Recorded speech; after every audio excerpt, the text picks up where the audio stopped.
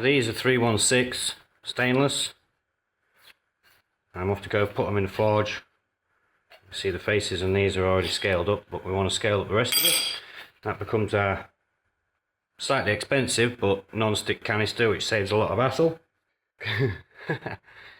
Come and have a laugh at what I've had to do with our little forge to fit these in. I don't know if you can actually see in there or not, but it's not very happy about this. So we'll bring them up to temperature in there and let them sit and cook for a bit, build a nice layer of scale, and then I'll see you back in the workshop.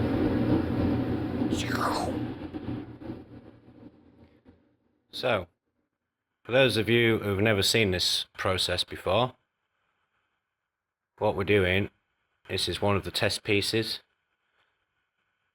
Trying to get a good shot for you there. And that is a 3D printed shape in a canister with nickel powdered mix, which I've had to make myself because you don't seem to be able to buy it anywhere at the minute. So it's 4% nickel, 1095 powder, and then the black you see on the outside, that's your 1095. And it's taken a lot of time to get to this, and some trials and tribulations along the way. Thank you, whoever your eBay vendor was, sold me some zinc powder mixed in with the iron that I wanted. I'll show you that mess. So this is about the fourth or fifth one I've done, trying to get a reliable ratio of how much plastic you can get away with putting in it. We're ready to scale it up to make something cool. Check out these bad boys that I've done. So we've got our logo,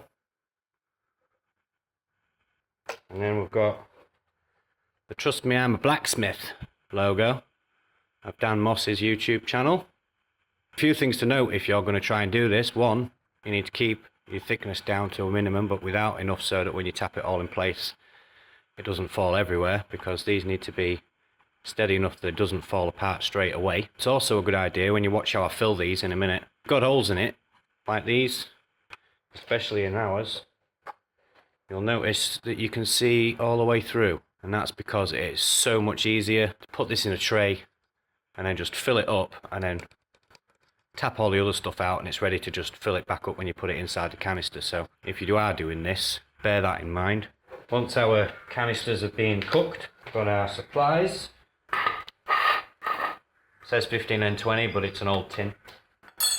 So I've got a nice clean tray, and then it's easiest to just keep tipping this in because it won't fit in there, and then tip what remaining powder is back into your tin. Fill these up with the 15 and 20.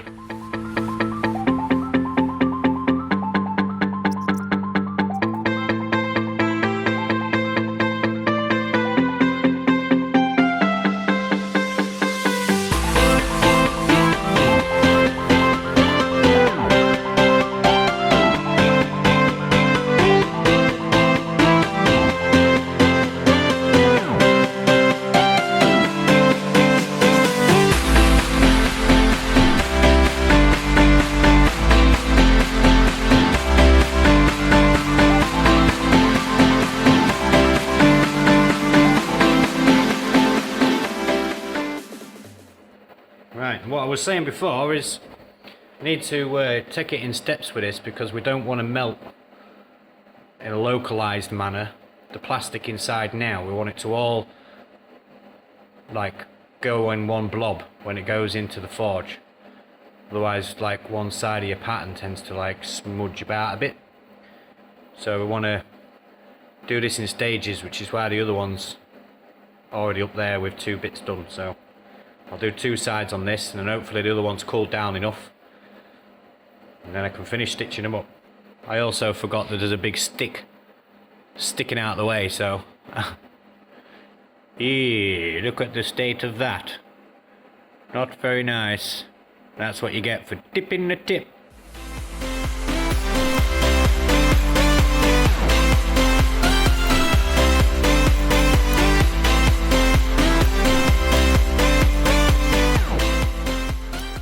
Just like that. 2 canisters prepped up. We'll jump in the car and drive 3 hours in that way, I think. Maybe sort of that way. to the edge of Wales. See you in Dan Moss's workshop. Ooh. Just like that. Anyone recognise this place? Maybe, maybe not. So, now we're in Wales. There's Elliot. Hello, Elliot. Hello. Dan's hiding in the corner, doing some work, without me distracting him for a change. So you've seen these billets. There's the billets. One's already in fire over there. And the plan, which graciously Elliot has accepted the challenge of, I'm taking this dirty manky raw iron and we're going to make it into a hammer. Potentially raw iron shaft, but we don't know how it's going to work yet, and we think by looking at it that it might be pretty terrible, to put it frankly, but we'll find out. And then we're going to put logo Damascus faces on the end of it, mine and Dan's. So wish us luck, because after the last time that we was here, which you saw earlier, it's looking a little bit better because there's no white snow coming out of the forge and green flames. So yeah, let's see how it goes today, shall we?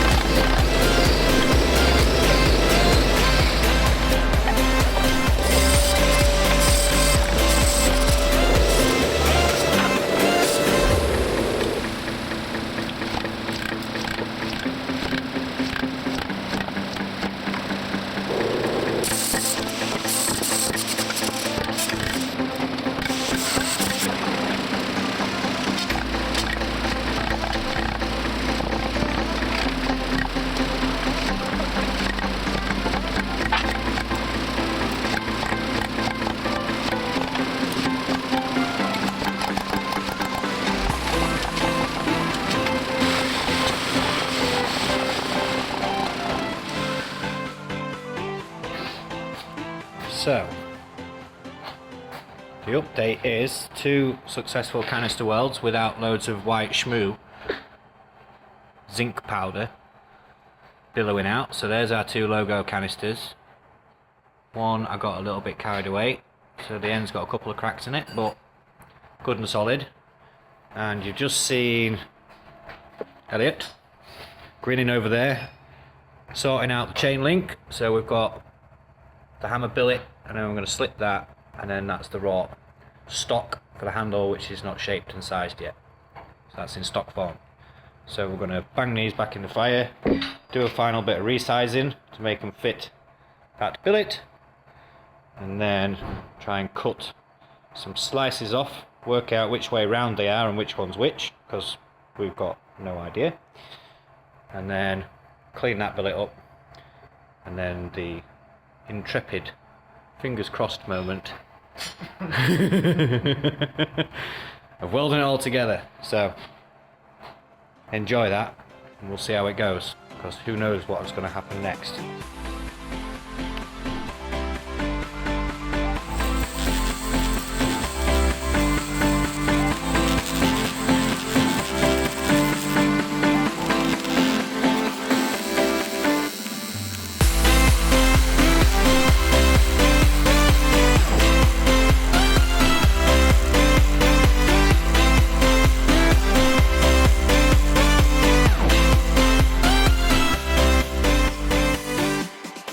Right, we missed a few bits there because we got too carried away having a bit of a laugh with each other, didn't we?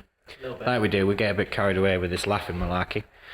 So we've cut them off, 20mm pieces. You can just see a little flicker in there, a little hint. I'm not going to give too much away. Got them the right way round and the right direction and everything. And it's about to be go time. It's going, oops, it's going in there. Fingers crossed, final job. And then we'll see what we'll come up with at the end. See you then.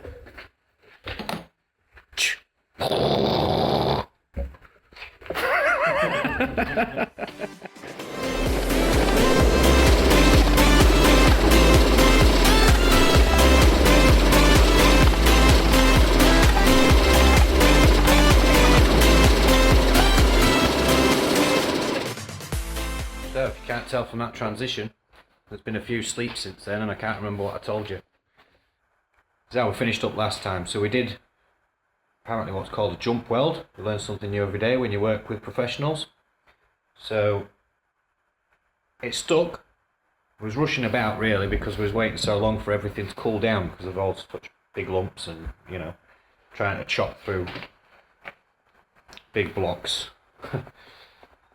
And get it square enough to get a nice weld, and it just didn't look as clean as we would have liked it to look. So I took the blocks of Damascus home with me and then I annealed them in the oven, and then instead put them in the bandsaw. Got some nice slices. There's a little bit of distortion. I'm not going to spoil it because I still think it's pretty cool. I'm pretty sure you guys will do too. So the plan is I'm going to redo this weld. I don't know if you saw this. I'm not sure if you did. Look at this. This is Elliot's hammer handle. I mean this. Look at this. So this is straight off the hammer. There's no grinding done. Nothing.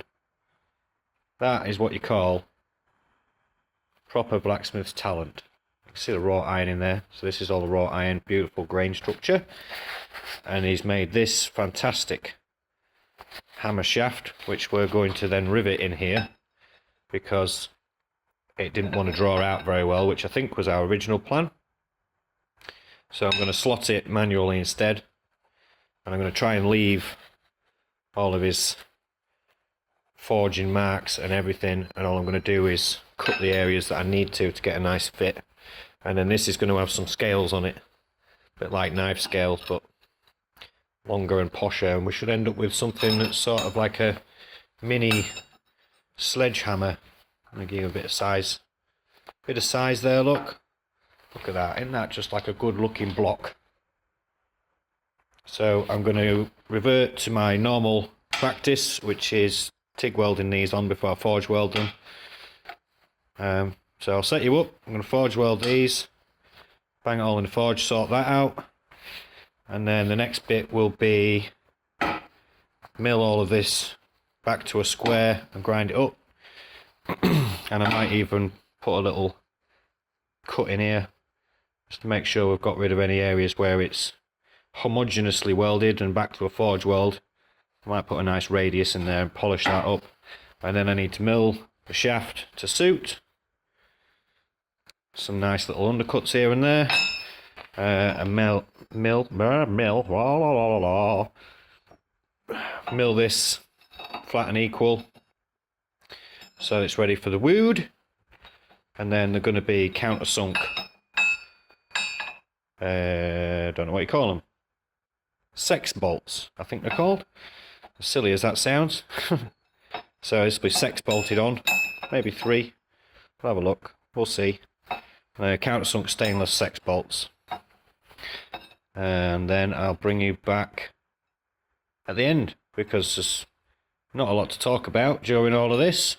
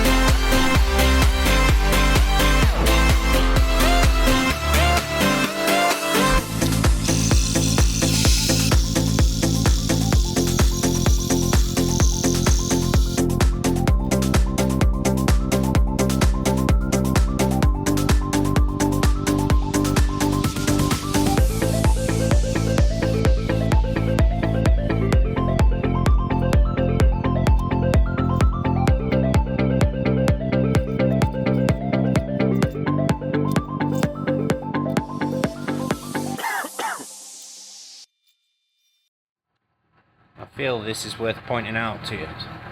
This is straight off his hammer, no work done to it whatsoever, all Elliot's forging.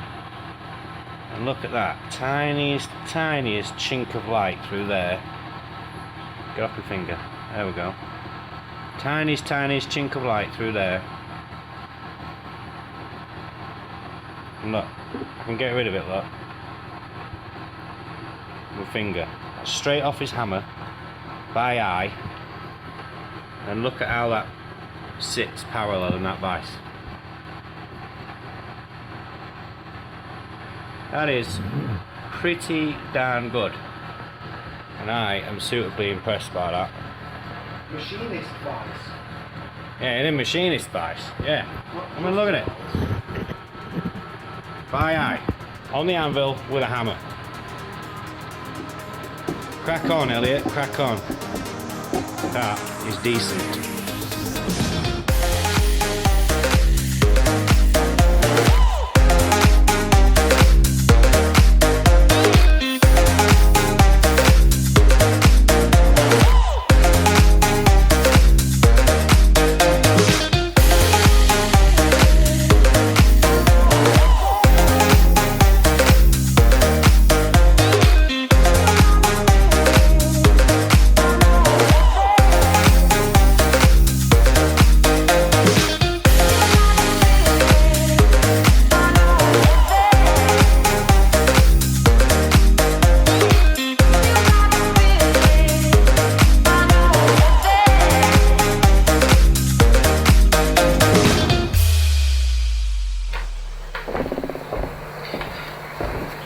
So, pretty cool process, pretty cool hammer.